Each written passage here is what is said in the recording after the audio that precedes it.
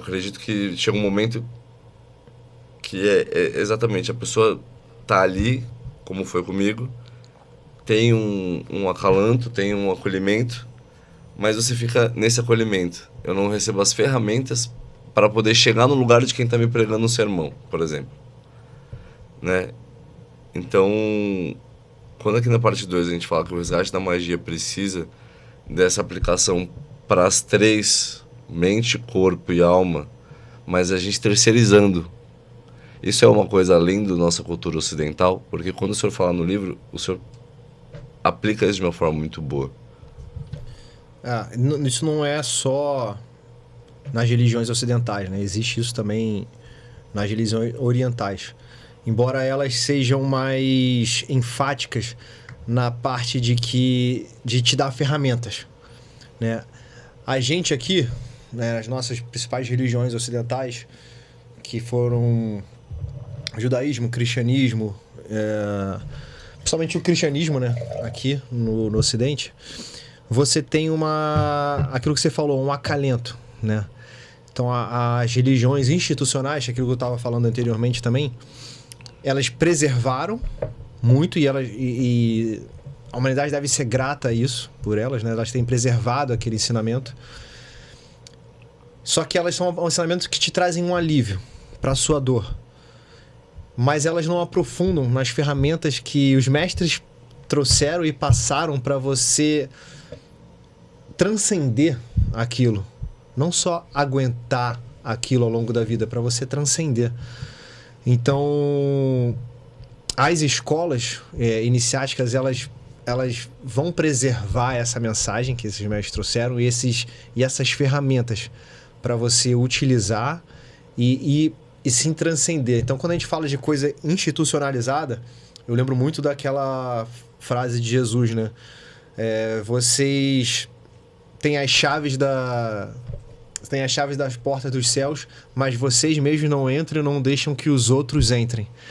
Então, e é aqui que começam a entrar essas escolas. E eu não digo só dessas escolas que eu estava comentando, né? Rosa Cruz, Golden Dawn, Martinismo. Dentro de cada religião existe uma linhagem místico-filosófica que guarda essas ferramentas. Então, dentro do judaísmo você tem a Cabala, que guarda esse conhecimento. No cristianismo você tem o gnosticismo. No islamismo você tem o sufismo.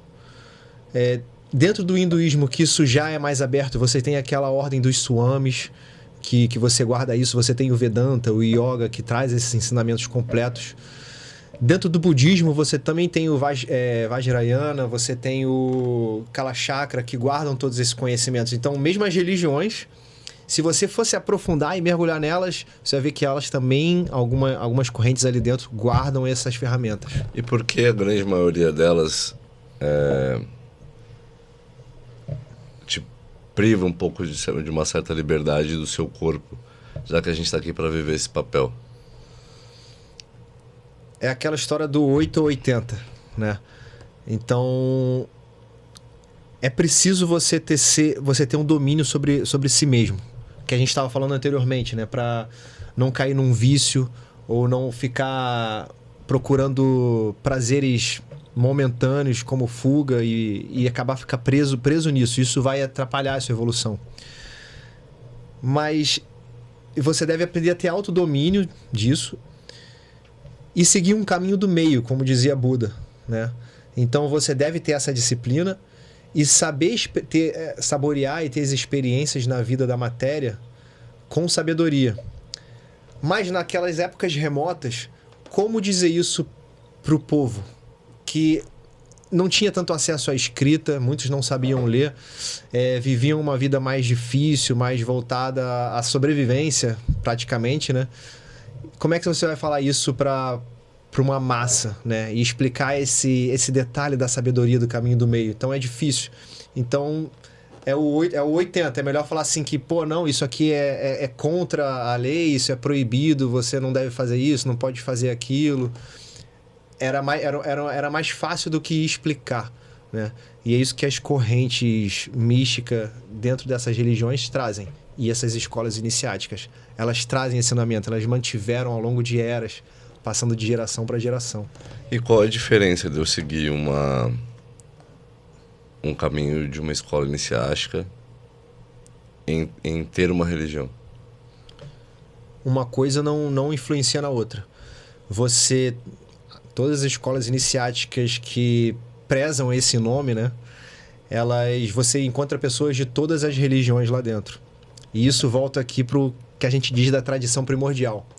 Os iniciados, eles entendem que tudo isso vem de um conhecimento original, único e ancestral, que ao longo de eras, locais com culturas completamente diferentes pegaram coloridos diferentes, que ao longo dos anos e dos séculos foram se tornando dogmas. E tem uma aparência diferente, mas que a essência da mensagem é a mesma. Então, nessas escolas iniciáticas, você vai encontrar gente de todas as religiões. Você vai encontrar um muçulmano convivendo muito bem com um judeu. Você vai encontrar, dentro do cristianismo, todos juntos, católico convivendo com espírita, com evangélico. Então, você tem esse sincretismo lá dentro. Eles entendem a unidade da mensagem.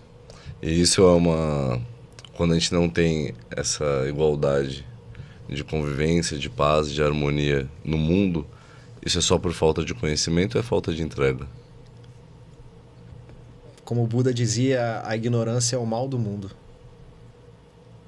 Então, acredito que é a ignorância disso. E isso é a meta do que a gente está trazendo aqui. Tentar trazer essa mensagem, tentar tornar o mundo melhor. Eu acredito que quanto mais pessoas conheçam essa mensagem, entendam essa mensagem, melhor vai ser o mundo. Então, a mudança do eu não se aplica pelo mundo, mas a mudança do mundo se aplica pelo eu. Exatamente. É o que a gente diz, né? A reforma do mundo é a reforma do homem. Inclusive, esse é o título de um dos capítulos, né? Porque a conclusão que eu tenho chegado ao longo desse caminho todo é que não importa a forma de governo, a forma de economia que a gente resolva implementar no mundo. Enquanto o ser humano não fizer uma revolução interior, não se direcionar interiormente para a luz, nenhum deles vai funcionar. Mas quando o ser humano perceber que é através da reforma interna que o mundo vai mudar, então qualquer forma de governo e de economia que a gente tente fazer no mundo vai funcionar. Porque o que importa é o homem, né? Então, você vê hoje a gente brigando, né, por comunismo, capitalismo, direita, esquerda, branco, preto, indiano, oriental, rico, pobre, homem, mulher, escolha sexual, e a gente tá só se separando e brigando cada vez mais por isso, quando isso tudo tá quebrado e para consertar só interiormente. Então, essa é a nossa mensagem que a gente está tentando trazer para consertar o mundo, né? Queria rapidamente ter um conto aqui que ninguém sabe qual é a origem dele, mas existia um pai que era um grande arquiteto e ele estava em casa querendo fazer um trabalho de arquitetura e o seu filho pequeno ficava incomodando ele. Pai, vamos brincar, pai, vamos brincar. Ele querendo trabalhar, o que eu vou fazer? Ele teve uma ideia, ele foi numa revista, aí ele pegou uma página ali que tinha o mapa do mundo. Aí ele rasgou, picotou todo o mapa do mundo, deu pro filho, pegou um durex e falou: filho, vai montar esse quebra-cabeça, quando você terminar você volta. Eu falei: pô, filho pequeno, não sabe como é que é direito o mapa mundo, vai levar um tempão ali, vou trabalhar aqui horas, tranquilo. Daqui a 10 minutos volta o filho com o mapa todo prontinho. O pai olhou assim: caramba, mas você não conhece o mundo, como é que você montou tão rápido? O mundo tá todo consertado. Aí ele falou: não, pai, eu não conheço o mundo, mas eu reparei que na página de trás tinha a foto de um homem, e eu conheço o ser humano. Então eu só consertei o homem. Quando eu consertei o homem e virei a página, o mundo estava consertado. Então, eu acho que isso resume o que a gente está tentando trazer. Não, maravilhoso.